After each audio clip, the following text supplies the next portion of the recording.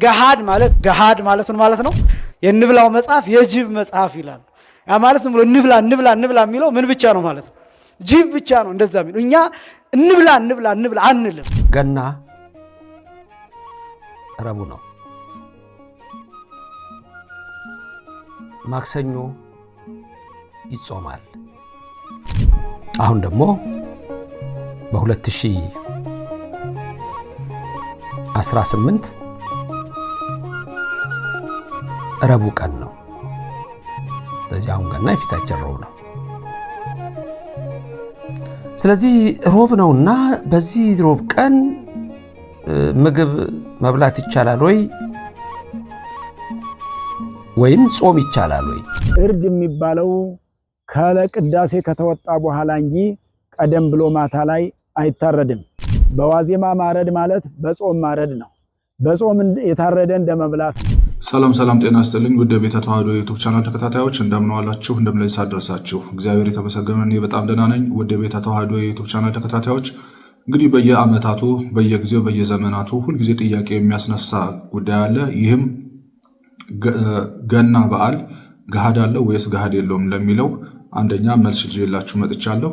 ሁለተኛ ደግሞ በእርድ መቼ ነው በምን ሰዓት ነው አርደን መብላት ያለብን? ለምሳሌ ቅርጫ ለመብላት ወር ዶሮ ለማረድ የተለያዩ ነገሮችን ለማረድ ክርስቲያኖች በምን ሰዓት ነው እርድ ማረድ ያለባቸው ለሚለውም እንዲሁም አንድ ታላቅ አባት ይዤላችሁ መጥቻለሁ። ስለዚህ እኔና እናንተ ይህንን የአባቶቻችንን ትምህርት አውቀን በሃይማኖታችን ጸንተን ስርዓቷን አውቀን የመንግስት ወራሾች እንድንሆን ደግሞ የእሱ መልካም ፈቃድ ይሁንልን። እንግዲህ በዚህ ቪዲዮ ላይ የታላቁ መምህር የመጋቤ ሐዲስን ነቃ ጥበብ ትምህርት ይዤላችሁ መጥቻለሁ። መጋቤ ሐዲስ ነቃ ጥበብ ገሃድ ማለት ምን ማለት ነው? በገሃድ ገና በዓል ገሃድ አለው ወይስ ገሃድ የለውም ለሚለውም በቂ ትምህርት እስከ ስንት ሰዓት እንጾማለን፣ እንዴት እንጾማለን፣ በምን ሰዓት እንደሚበላ ሁላ መምህራችን ያስተምሩናል። በቀጥታ ወደ ትምህርቱ እንሄዳለን። ገሃድ ማለት ግልጥ ማለት ነው። ገሃድ ማለት ምን ማለት ነው? ግልጥ። ገሃድ ሲሆን ደግሞ ምን ማለት ነው? ምትክ ማለት ነው። ገሃድ ማለት ግልጥ ማለት። ሁለቱም ደግሞ ያስኬዳሉ።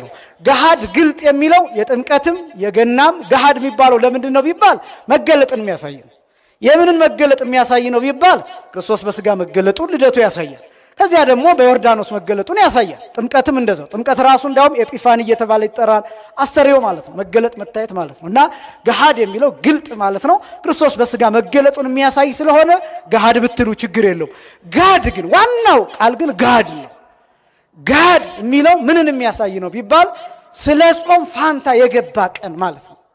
ያ ማለት ልደት ወይም ጥምቀት ወይም ልደትና ጥምቀት ረቡዕ ወይም አርብ ቀን ቢውሉ አርብና ሮብ ይበላል። ስለ በዓሉ ክብር ሌሊት ይቀደሳል። ስጋ ይበላል፣ ጥሉላት ይበላል።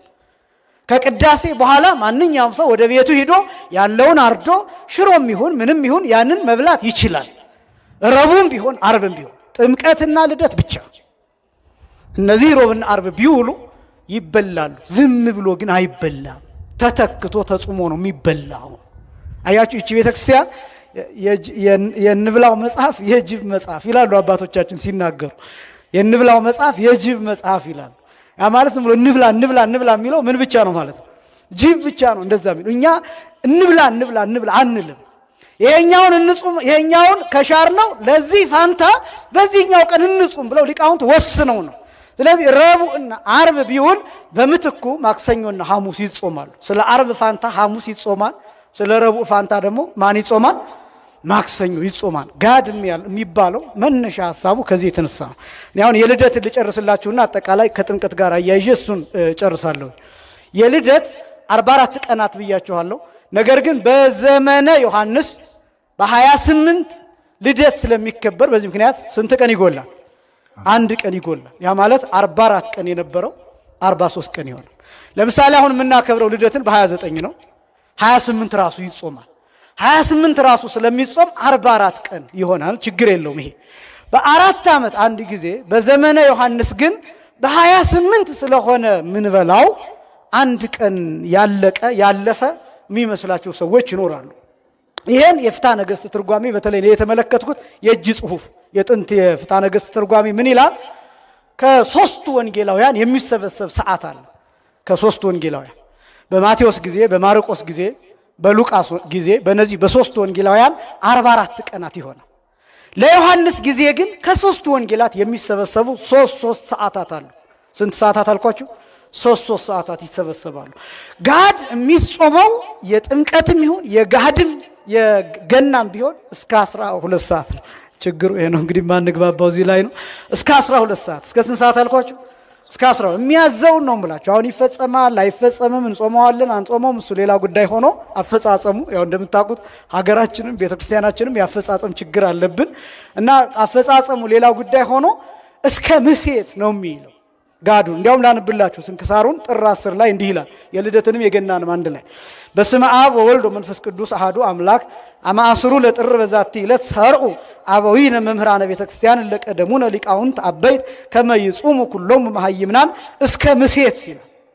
እስከ ምሴት ማለት እስከ ምን ማለት ነው? እስከ ምሽት ማለት ነው። እንዘ ኢይጥዕሙ ምንተኒ መባልዕተ ወበጊዜ ሰርክኒ ኢይጥዓሙ ጥሉላተ ዘእንበለ ዘይትበላዕ በጾም አብይ ይላል። ይህ ማለት ሁሉም ምእመናን ሁሉም ክርስቲያኖች እስከ ማታ ድረስ እስከ ምሽት ድረስ ይጾሙ ምንም ሳይቀምሱ ምንም ሳይበሉ። ከዚያስ ማታ ደግሞ ሲበሉ ከጥሉላት ምንም እንዳይበሉ። ዘእንበለ ዘይትበላዕ በጾም አብይ ማለት ልክ እንደሌላው ጾም በአብይ ጾም ማለት ነው። ጾመን ሽሮ እንደምንበላው ልክ እንደዚያ እንጂ ጋድም ቢሆን እስከ ማታ ጾመው ስጋ እንዳይበሉ፣ ወተት እንዳይጠጡ፣ እንቁላል እንዳይበሉ፣ የእንስሳት ተዋጽኦዎችን እንዳይቀምሱ። ስለዚህ ጥሉላት ጋድ እስከ ምሽት ነው የሚጾመው። ስለዚህ እስከ 12 ሰዓት ነው የሚጾመው። ህጉን ነው የምነግራችሁ። ከዛ በማቴዎስ ጊዜ እስከ 12 ይጾማል። ሌሎቹ አጽዋማትስ እስከ 9 ሰዓት ነው የሚጾሙት። ለምሳሌ ዛሬ አርብ ነው፣ እስከ 9 ሰዓት ነው የሚጾመው። ከዛ ሰኞ ግን ጋድ ነው፣ ነገ ሰኞ ማለት ነው የሚመጣው ሰኞ የፊታችን እስከ 12 ሰዓት ድረስ እንዲጾም ያዛል። አያችሁ፣ ሌሎቹን እስከ 9 ጾምን፣ ጋድን ግን እስከ 12 ሰዓት ድረስ ጾምን። ስለዚህ ምን እናደርጋለን? ከማቴዎስ 3 ሰዓት እንወስዳለን። ምክንያቱም 9 ሰዓት መብላት ከሚገባን ስንት ሰዓት አትርፈን ጾመናል? 3 ሰዓት አትርፈን ጾመናል። ስለዚህ ከማቴዎስ 3 ሰዓት ወሰዳችሁ። ከዛ ደግሞ ከማርቆስ አሁንም 9 ሰዓት ነበር መብላት የሚገባን፣ ጋድ ስለሆነ እስከ 12 ጾምን። አሁን ደግሞ 3 ሰዓት አትርፈናል። ከማቴዎስ 3 ሰዓት ከማርቆስ 3 ሰዓት አጠቃላይ ስንት ሰዓት ሆነ? 6 ሰዓት። ከዛ ከሉቃስ የሉቃስም በ29 ስለሆነ እንትን የሚለው የሚከበረው እስከ 12 ሰዓት እንጾማለን። አሁንም ከሉቃስ ስንት ሰዓት አለን? 3 ሰዓት አለን። 6 እና 3 ስንት ይሆናል? 9 ሰዓት። ይሄ 9 ሰዓት ከማቴዎስ ከማርቆስ ከሉቃስ ከሶስቱ ወንጌላውያን የተሰበሰበው 3 ሰዓት 9 ስለሚሆን እንደ አንድ ቀን ይቆጠራል። እንደ ስንት ቀን ይቆጠራል? እንደ አንድ ቀን። ይሄ አንድ ቀን ከወንጌላውያኑ የተሰበሰበው ሰዓት 44ኛ ቀን ሆኖ ይቆጠራል። ስንተኛ ቀን ሆኖ ይቆጠራል? ለዮሐንስ ጊዜ በ28 ለሚበላው እንዴት ሰዓት ተሰብስቦ እንደዚህ ሊደረግ ይችላል ቢባል ጳጉሜንን በ4 ዓመት አንድ ጊዜ 6 አድርገን የምናከብረው ሰዓት ተሰብስቦ ነው። ምን ተሰብስቦ ነው? ሰዓት ተሰብስቦ ከየወንጌላውያኑ ተሰብስቦ 6 ሰዓት ከማቴዎስ 6 ሰዓት ከማርቆስ 6 ሰዓት ከሉቃስ 6 ሰዓት ከዮሐንስ 4 ጊዜ 6 ስንት ይሆናል? 24 ሰዓት ይሆናል። 24 ሰዓት ማለት አንድ ዕለት ማለት ነው። ያን አንድ ዕለት በ4 ዓመት አንድ ጊዜ ጨምረን 6 ብለን ጳጉሜንን የምናገረው ሰዓት ተሰብስቦ ነው። ሌላ ደግሞ አስገራሚ ነገር ልንገራችሁ። አሁን በዓለ ሀምሳን ረቡዕ ዓርብም ይበላል አይደለም? በጣም ግን የሚደንቃችሁ በዓለ ሀምሳ ላይ ያሉት ረቡዕና ዓርብ አብይ ጾም ላይ ተጾመው ተተክቶ ነው የሚበሉት፣ ዝም ብሎ አይደለም። እኔ አሁን እነዚህን ነገሮች ስነግራችሁ እንዳልኳችሁ ለማስጨነቅ አይደለም። እንደዚህ ከሆነማ እኮ እኛ ጾምን አይባል ምናምን ብላችሁ እንድትጨነቁ አይደለም። ለምሳሌ የአብይ ጾምን ትእዛዝ ያስፍታ ነገስቱ የጾመ ሕርቃልን እስከ 12 ሰዓት ድረስ እንድንጾም ያዛል። እስከ ስንት ሰዓት አልኳችሁ? የመጀመሪያውን ሳምንት እስከ 12 ሰዓት። ከዚያ ቀጥሎ ግን ከጾመ ሕርቃል ካለፈ በኋላ ከቅድስት ሰኞ ጀምሮ የኒቆዲሞስ ሳምንት ዓርብ ድረስ ያ ማለት ሆሳዕና ከመግባቱ በፊት ያለው ዓርብ እስከዚያ ድረስ ያለውን እስከ 11 ሰዓት እንድንጾም ያዛል። እስከ ስንት ሰዓት? እስከ 11 ሰዓት። ከዛ ሰሙነ ሕማማትን ግን 13 ሰዓት ጾሙ ይላል። 13 ሰዓት ማለት የቀኑ 12 ሰዓት ሙሉ አለ። ከምሽቱ ወይም ከሌሊቱ 1 ሰዓት አመታችሁ ጾሙ ይላል። ኮከብ እስኪታይ እስከ ይሰርቅ ኮከብ ጠቅላላ 13 ሰዓት። እነዚህ ሰዓታት ምን እንደሆኑ ታውቃላችሁ? እንደዚህ የሚታዘዘው ከዘወረደ ወይም ከሕርቃል የምንወስደው ተጨማሪ ሰዓት አለ። ከ9 እስከ 11 ያለው ሰዓት፣ ከዚያስ እስከ 12 ያለው ሰዓት፣ ከቅድስት ጀምሮ እስከ ኒቆዲሞስ ድረስ ያለው እስከ 11 ሰዓት ያለው ሰዓት አለ። ከዛስ የሰሙነ ሕማማት ተጨማሪ ሰዓታት አለ። እነዚህ ሰዓት ተሰልተው ዓርብ በበዓለ ሃምሳ የሚውሉትን ቀናት 9 ሰዓት ይሞላል። ይህን ከፈለጋችሁ ፌስቡክ ላይ ቆየት ያለ ጽሑፍ ጽፌያለሁ። የአበው ጥንቃቄ የሚል እዛ ላይ ስሌቱን ሁሉ አስቀምጨዋለሁ። ሰዓቱ እንዴት ተሰልቶ ወደ ቀን ተቀይሮ ረቡዕና ዓርብ እንዴት እንደሚተካ ጽፌዋለሁ። ፌስቡክ ላይ የአበው ጥንቃቄ ብላችሁ ሰርች ብታደርጉ ታገኙታላችሁ። አሁን እንዳላበዛባችሁ ስለምፈልግ እና እኔ አሁን በዚህ እንድትገረሙ የፈለኩት ምንድነው መሰላችሁ? አባቶቻችን የሚሰሩት ስርዓት ጥንቃቄያቸው እንዲህ የሚል መርህ አላቸው። ወለእመተ ገአስክሙ በጾም አድልው ለጾም ይላል። በጾም ከተከራከራችሁ፣ ስለ ጾም ከተከራከራችሁ ለጾም አድሉ ይላሉ። ያ ማለት በጾም ጉዳይ ከተከራከራችሁ ማሸነፍ ያለበት እንብላ የሚለው ሰው ሳይሆን ምን የሚለው ማሸነፍ ያለበት እንጹም የሚለው ሰው። የእንብላው መጽሐፍ የምን መጽሐፍ ብያቸዋል? እንብላ የሚለው ካሸነፈ ጅብ ነው የሚያሸንፈው ማለት ነው። ስለዚህ ጥንቃቄ በማንኛውም ጉዳይ ብትከራከሩ ጾም ስለ ጾም የሚናገረው እሱ ያሸንፍ። በቃ ከመብላት አለመብላት፣ ከመብላት መተው። ለዚህ ነው አሁን ቅዱስ ጳውሎስ ሲናገር የጣዖት የተሰዋውን አትብሉ ይላል። እና ቅዱስ ጳውሎስ አንድ መደምደሚያ የሚያስቀምጠው እኔ ስጋ በልቼ ክርስቶስ የሞተለት ወንድሜ በእኔ ምክንያት ከሚሰናከል እኔ ለዘላለም ስጋ ሳልበላ ልቅር ይላል። አያችሁት? ያ ክርስቶስ የሞተለት ሰው ከሚሞት ከሚጠፋ እኔ ለዘላለም ስጋ ትቼ ብኖር ይሻለኛል። ልክ እንደዛ የተጠራጠረ ሰው ቢኖር ጎመን ይብላ ብሎ ቅዱስ ጳውሎስ እንደተናገረው ልክ እንደዚያ ጾምን መርህ ማረጋል ክርስቲያን ሰው። ለመምህራችን ለኢንጂነር ነቃ ጥበብ እግዚአብሔር አምላክ ቃለ ሕይወት ያሰማልን። እንግዲህ መጋቢ ሐዲስ ኢንጂነር ነቃ ጥበብ በስፋት በጥልቀት በገና እስከ ስንት ሰዓት ይጾማል? ገና ጾም የገና ዋዜማ ገሃድ ጾም ነው ወይስ ጾም አይደለም? ይጾማል ወይስ አይጾምም የሚለውን ሮብ ይበላል አይበላም የሚለውን ሁላ ነው መልስ ይዘውልን የመጡ። ስለዚህ የተወደዳቸው የእግዚአብሔር ቤተሰቦች ሁልጊዜ ገና ገሃድ አለው። ሮብ ቢውል ገና ማክሰኞ ይበላል። ገና አርብ ቢውል ሐሙስ ገሃድ አለው ማለት ነው። ስለዚህ ገሃድ በገና በዓል አለ ማለት ነው። እንዲሁም በጥምቀት ነው። እሱ በጥምቀት ሰሞን እንወያያለን ማለት ነው። ከዚህ በማስቀጠል ደግሞ በዚሁ ጉዳይ ላይ ዶክተር ዘበነ ለማ ገና ገሃድ አለው ወይስ ገሃድ የለውም ለሚለው በቂ ምላሽ ይዘውልን መጥተዋል። በቀጥታ ወደ እሳቸው እናመራለን። ገና ረቡዕ ነው። ማክሰኞ ይጾማል። ሮብ ይበላል ወይ? ብዙ ሰዎች ሁሉ ጊዜ በዓሉ ለየት ብሎ በሚውልበት ጊዜ ይቸገራሉ። የሚቸገሩበት ምክንያት ምንድነው? ሕጉን ካለመማር ካለማስታወስም አንዳንድ ጊዜ ያጋጥማል። ለምሳሌ የዛሬ 3 ዓመት ላይ ስንነጋገር የነበረው ገና አርብ ላይ ስለነበረ ነው። አሁን ደግሞ በ2018 ረቡዕ ቀን ነው። ስለዚህ አሁን ገና የፊታችን ሮብ ነው። ስለዚህ ሮብ ነውና በዚህ ሮብ ቀን ምግብ መብላት ይቻላል ወይ ወይም ጾም ይቻላል ወይ? እሱን ማሰብ ያስፈልጋል። ጾም ይቻላል ወይ? በዚህ ቀን መጾም ወይም አለመብላት ወይም መብላት የትኛው የሚሆነው? በኢትዮጵያ ኦርቶዶክስ ተዋሕዶ ርቲት ሃይማኖት 7 አጽዋማት አሉ። እነዚህም 7ቱ ዋና ዋናና የአዋጅ ጾም ከ7 ዓመት ጀምሮ ያለ ሁሉ እንዲጾማቸው ከበሽተኛ ወይም ከተለያየ ምክንያት በስተቀር እነዚህን ጾም ኦርቶዶክሳውያን ክርስቲያኖች በጠቅላላ እንዲጾሟቸው ታዟል። ከነዛ ውስጥ አንዱ የጋድ ጾም ነው። የጋድ ጾም የሚጾመው በዓመት 2 ብቻ ነው። 2 ብቻ። ትንሹ ከ7ቱ አጽዋማት ትንሹ ጾም ጋድ ነው። ሁለተኛ ትንሹ የትኛው ጾም ነው? ጾመ ነነዌ አስታውሱ። ከሰባቱ ጾማት ትንሽ ጾመ ነነዌ። እሷ ደግሞ የስንት ቀን ጾም ነች? ነነዌ ምን ጾማት? የሶስት ቀን ነች። ጋድ 2 ቀን ነው። 2ቱ ቀን ደግሞ መቼና መቼ ነው ከተባለ ግልጽ ነው። ሁልጊዜ ግራ እንዳይገባችሁ። የገና ዋዜማ፣ የጥምቀት ዋዜማ፣ 2ቱ ጋድ ጾም ይባላል። አንዳንድ ሰዎች ጥምቀት እሺ፣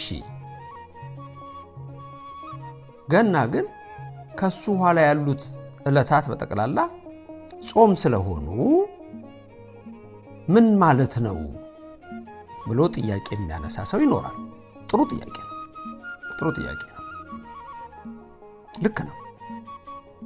ከገና በፊት ያሉት ዕለታት ሁሉ አጽዋማት ያለበት ጾም ያለበት ቀን ነው። ስለዚህ ምንድነው ጋድ መጾም ያለብን ብለው ሰዎች ሊያነሱ ይችላሉ። ጥሩ ጥያቄ ነው እንዳልኳችሁ። ግን ምንድነው ያ ከሌሎቹ ጾሞች በተለየ ሰዓቱ ራሱ ረጅም ነው እንጂ አሁን ሌላ ቀን ተጾሞ ምሳ ላይ ይበላል። በሌሎቹ አጽዋማት አይደለም። ከገና በፊት ባሉት ጾማችሁ ቁርስ ከተዋችሁ ምሳ ትበላላችሁ፣ እራት ትበላላችሁ። ወይም አንዳንድ ሰው ምሳ ብቻ ሊበላ ይችላል፣ አንዳንድ ሰው እራት ብቻ ሊበላ ይችላል። ግን ቁርሱን ተወው ምሳ ሰዓት ላይ ምሳ ይበላል፣ ሰዓቱ ሲደርስ እንዳቅሙ። የዚህ ቀን ግን አክፍሎት ነው። ቅዳሴው ሌሊት ነው የሚቀደሰው። ሌሊት ስለሚቀደስ ጋድም ስለሆነ ያ ጾም ረጅም ሰዓትም የሚወስድ ነው። ስለዚህ የጋድ ጾም ተብሎ የልዋይ ጾም ተብሎ ይታወቃል። ሁለተኛው ደግሞ ጋድ ባይኖር ኖሮ ዝም ብሎ ጾም ቢሆን ኖሮ ሮብ ቀን አሁን መብላት አይቻልም ነበር። ለምሳሌ የሐዋርያትን ጾም እንውሰድ። የሐዋርያት ጾም ወይም የሰኔ ጾም ተብሎ በልማድ የሚነገረው ወይም የቄሶች ጾም የሚባለው ማለት ነው። አሁን እሱ የሚፈታው ሁል ጊዜ ፋሲካው መቼ ነው? እሱ ጾም ሐምሌ 5 ቀን ነው። ሐምሌ 5 ቀን የነቢያት ጾም የሐዋርያት ጾም የነቢያት የገናው ነው።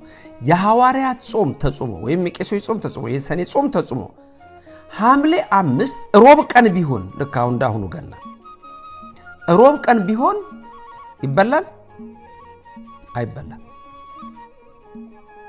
ፍልሰታ የቤታችን ፍልሰታ ነሐሴ 16 ቀን ሮብ ቢሆን ወይም አርብ ቢሆን ስጋ ይበላል? ይዛን ቀን አይበላም። ለምን? ጋድ የላቸው። ጋድ ቢኖራቸው ኖሮ እነሱ ቢሰራ ስርዓት ኖሮ እንበላ ነበር ማለት ነው። እነዚህ የዛ ቀን ግን ጋድ የላቸው። ስለዚህ ጋድ ያላቸው ገናና ጥምቀት ናቸው። ስለዚህ ገና ሮብ ቀን ቢውል እንደ ሌሎቹ አጽዋማት እንደ ሐዋርያት ጾም ወይም እንደ ፍልሰታ ቢሆን ኖሮ ሮብ ቀን ሲውል ሮብ አሁን እንበላ ነበረ? አንበላም ነበረ። ጋድ ስለሆነ ግን የተለወጠ ልዋጭ ማለት ስለሆነ በዛ ፋንታ ይሄኛውም ቀን ስለሚጾም እንደገና ደግሞ በተለያየ ምክንያት ያልጾሙ ሰዎች ያችንም ቀን ይጾማታል። ቢያንስ ጋድን የሚጾሙ ሰዎች አሉ፣ ታመውም ቢሆን ወይም ደግሞ በተለያየ መንገድ ሄደው ያችን የሚያስቧት ሰዎች ደግሞ ይኖራሉ። ስለዚህ ያቺ የጋድ ጾም ነች። የጋድ ጾም ስለሆነች ሮብ ቀን በገና ዕለት ምን ይሆናል ማለት ነው? ወይም በአርብ ቀን ቢሆን ይበላል ማለት ነው። ለምን? ጋድ ስላለ ነው። ስለዚህ አንዳንድ ሰዎች ጋድ የለውም ገና ብላችሁ ካላችሁ ሮብ ቢሆን አይበላም ማለት ነው። ጋድ ባይኖር አያችሁ፣ ቁልፍ ነገር ነው። ይሄ በጣም ቁልፍ ነገር ነው። ፍልሰታ ላይ ሮብ ቢሆን አርብ ቢሆን አንበላም። የሐዋርያት ጾም ቢፈታ ሐምሌ 5 ሮብ ቢሆን አርብ ቢሆን አንበላም። ወይ ሐሙስ ነው ወይ ቅዳሜ ነው የምንመገበው። ስለዚህ የገናን ግን የምንበላበት ምክንያት ራሱ ጋድ ስላለው ነው። ስለዚህ ማክሰኞ ጋድ ነው፣ ረቡዕ ፍስክ ነው። በዛ ላይ ደግሞ አሁን ትልቁ ነገር ምንድነው? እግዚአብሔር ከሰማያት ወርዶ ስጋውን ደሙን የሰጠበት ምስጢር በከብቶች በረት የተገኘበት የደስታ በዓል በመሆኑ ራሱ ጌታ ከሰማይ ሰማያት የወረደበት ስለሆነ ልዩ ቀናችን ነው የጌታ በዓል። ከዚህ የተነሳ ጋድ ማክሰኞ አለ፣ ረቡዕ የፍስክ በዓል ይሆናል። ስለዚህ ረቡዕ ይበላል ማለት ነው። ይሄ ነው የቤተክርስቲያናችን ስርዓት። ለመምህራችን እግዚአብሔር አምላክ ቃለ ሕይወት ያሰማልን። ዶክተር ዘበነ ለማ እንግዲህ ገና ገሃድ እንዳለው ረቡዕ እንደሚበላ በይፋ በግልጥ በስፋት አስተምረውናል። የእኛ ለማወቅ ስህተት እንጂ የቤተክርስቲያኒቷ ስህተት እንዳልሆነም በጥልቀት ያስተማሩበት ነው። የተወደዳችሁ እግዚአብሔር ቤተሰቦች ሰብስክራይብ፣ ላይክ፣ ሼር ማድረጋችሁን አትርሱ። በዚህ ቤተ ተዋሕዶ ዩቱብ ቻናል ላይ እንግዲህ ይህን የመሳሰለ ድንቅ ድንቅ የአባቶቻችን ትምህርት ይዘን የምንቀርብበት ስለሆነ እናንተም በየዕለቱ እየገባችሁ የደወል ምልክቷን እየተጫናችሁ እንድትከታተሉን በእግዚአብሔር ስም ጠይቃለን። በመቀጠል ደግሞ እርድስ በምን ሰዓት አርደን እንበላለን? እርድ በሬ የሚታረደው በስንት ሰዓት ነው? ገና ገሃድ ካለው ጾም ከሆነ በምን ሰዓት በሬ አርደን መብላት አለብን? ስንት ሰዓት ላይ እርድ ነው አርድ መብላት ያለብን የሚለውን እስቲ ታላቁ አባታችን ሊቀ ጉባኤ አባ ተክለ ሃይማኖት በአዲስ አበባ ሀገረ ስብከት የበዓታ ለማርያም ቤተክርስቲያን ገዳም አስተዳዳሪ ናቸው። ታላቅ መምህር ናቸው። የቅኔ የሐዲሳት የመጻሕፍት መምህር ናቸው። እሳቸውን እንከታተል። ሮብ ስጋ ይበላል። ምክንያቱም ጌታችን ኢየሱስ ክርስቶስ የተወለደበትን ዕለት ስለምናከብርበት። በኢትዮጵያ ኦርቶዶክስ ተዋሕዶ ቤተክርስቲያናችን ደንብና ስርዓት መሰረት የጌታ ኢየሱስ ክርስቶስ ልደቱና ጥምቀቱ ሮብና አርብ ላይ በሚውሉበት ጊዜ በዋዜማው ለሮብ ማክሰኞ ጾም ስለሚሆን ገሃድም ስለሚሆን ለአርብ ደግሞ ሐሙስ እንደዛው ጾም ስለሚሆን አርብና ሮብ ስጋ ይበላባቸዋል። ፍስክ ናቸው። አርብና ሮብ ጾመ ድህነትም የሚባሉት በሌላ ጊዜ ነው። የጌታ ኢየሱስ ክርስቶስ በዓል ሲያጋጥምና ሲውልባቸው ግን ከጾመ ድህነታቸው ይልቅ የሚታሰበው የጌታችን ትልቁ በዓል ነው። ድህነቱን ጾመ ድህነት ብሎም ያመጣልን እሱ ስለሆነ አባቶቻችን ሰለስቱ ምዕት ናቸው ጾመ ድህነትን ያስተማሩት። በራሳቸው መጽሐፍ ላይ ሰለስቱ ምዕት በሃይማኖተ አበው አርብና ሮብ እንደሚሻሩት በልደት በጥምቀት እንደዚሁም በጌታችን ኢየሱስ ክርስቶስ ትንሣኤ ነው። ትንሣኤም 50 ቀን ሙሉ በትንሣኤ ምክንያት አርብና ሮብ ፍስክ ይሆናሉ። ዛሬም ለአንድ ቀን ልደቱ ሮብ ላይ ስለዋለ ፍስክ ይሆናል። ጥምቀትም ሮብና አርብ ላይ በሚውል እንደዚሁ ፍስክ ይሆናልና ስለዚህ ክርስቲያኖች ምናልባት ይበላል አይበላም በዚህ ቀን ብላችሁ የምታስቡት ሁሉ በዚህ ቀን ይበላል፣ በጌታችን ልደት ምክንያት ማለት ነው። በሌላ ጊዜ ግን አይበላም፣ ይጾማል ከዓመት እስከ ጾም ከበዓለ ሃምሳና ከልደትና ከጥምቀት በስተቀር። ስለዚህ ይሄንን በዚህ አስበን እንድንረዳና እንዳንወዛገብ ያስፈልጋል። ሌላው ደግሞ እርድ የሚባለው ከለቅዳሴ ከተወጣ በኋላ እንጂ ቀደም ብሎ ማታ ላይ አይታረድም። የሚታረደው በዓሉ ከደረሰ በኋላ ነው። በዋዜማ ማረድ ማለት በጾም ማረድ ነው። በጾም የታረደ እንደመብላት ነው። በጾም የታረደ አይበላም፣ በፍስክ የታረደ ይበላል። ይህንንም አስባችሁ በጾም የታረደውን ሳይሆን በፍስክ የታረደውን መብላት ስለሚገባ በጾም ታርዶ ስለማይበላም በጾም አይታረድምም አይበላምም። አለመታረድም አለ አለመበላትም አለና አንዳንዴ ግን እርዱ በጾም መብሉ በፍስክ ስለሚበላ እርዱም ቢሆን በፍስክ እንጂ ሳይፈሰክ የፍስክ ሰዓት ሳይደርስ ቅዳሴ ሳይወጣ የማይታረድ ስለሆነ ይሄን በዚሁ እንድታስተውሉ ለማድረግ ነው። እግዚአብሔር ከሁላችን ጋር ይሁን። በዓላችንን የሰላም የጤና የበረከት የረድኤት በዓል እንዲያደርግልን እንኳን ለብርሃነ ልደቱ በሰላም በጤና አደረሰን አደረሳችሁ። እግዚአብሔር አምላካችን በኦርቶዶክሳዊ እምነታችሁ እንዲያጸናችሁ ሀገራችን ኢትዮጵያን ጽኑ ሰላም እንዲያደርግልን በልዩ ልዩ ደዌ የታመሙ ወገኖቻችንን ሁሉ እንዲፈውስልን በየሆስፒታሉ በየጸበሉ ቦታ የሚሰቃዩ የሚቸገሩ ወገኖቻችንን ሁሉ እግዚአብሔር በቸርነቱ በምሕረቱ ይጎብኝልን። ወስብሐት ለእግዚአብሔር። ይቆያል። አባታችን ለሊቀ ጉባኤ አባ ተክለ ሃይማኖት ወልዱ እግዚአብሔር አምላክ ቃለ ሕይወት ያሰማልን። እንግዲህ የተወደዳችሁ የእግዚአብሔር ቤተሰቦች ይህ ኦርቶዶክሳዊት ትውፊት ኦርቶዶክሳዊት ግዴታችን መሆኑን አውቃችሁ እንግዲህ ሮብ ይበላል አይበላም ለሚለው ቅድም ትምህርቱን ከሁለቱ ሊቃውንት እንደሰማነው ነው። ከሊቀ ጉባኤ አባ ተክለ ሃይማኖት ወልዱም እንደሚበላ ነው ያስተማሩን። ይህም የሚበላበት ስለ ጌታችን ስለ ኢየሱስ ክርስቶስ ልደት ስለመወለዱ በዚህ ምክንያት በዓሉን አክብረን እንበላለን እንጂ ዕለቱን ሽረን አይደለም ማለት ነው። ስለዚህ የተወደዳችሁ የእግዚአብሔር ቤተሰቦች እኛም በሃይማኖታችን ጸንተን የመንግስት ወራሾች የስሙ ቀዳሾች እንድንሆን ለመምህራኖቻችን ለሁለቱም እግዚአብሔር አምላክ ቃለ ሕይወት እንዲያሰማልን የእሱ መልካም ፈቃድ ይሁን። የተወደዳችሁ የእግዚአብሔር ቤተሰቦች በዚህ ቤተ ተዋህዶ ዩቱብ ቻናል ላይ የተለያዩ መንፈሳዊ አባቶቻችን ድንቅ የሆኑ ትምህርቶችን ይዘንላችሁ ስለምንቀርብ እናንተም ሰብስክራይብ፣ ላይክ፣ ሼር እያደረጋችሁ የደወል ምልክቷን አብርታችሁ ዕለት ዕለት የሚለቀቁ ትምህርት እንዲደርሷችሁ እንድታደርጉ በእግዚአብሔር ስም በፍቅር ጠይቃችኋለሁ። የተወደዳችሁ እግዚአብሔር ቤተሰቦች ስለነበረን ሰዓት ሁሉ እግዚአብሔር አምላካችን ስሙ የተመሰገነ ይሁንልን። በዓሉን የሰላም የፍቅር በዓል እንዲያደርግልን እግዚአብሔር አምላካችን ቅዱስ ፈቃድ ይሁንልን። መልካም በዓል። ይቆየን። ወስብሐት ለእግዚአብሔር።